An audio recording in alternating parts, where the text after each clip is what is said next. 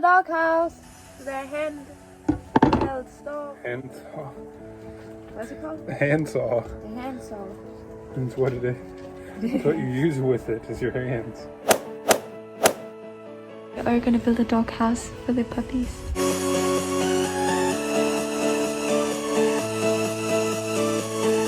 Getting wood materials to build a doghouse.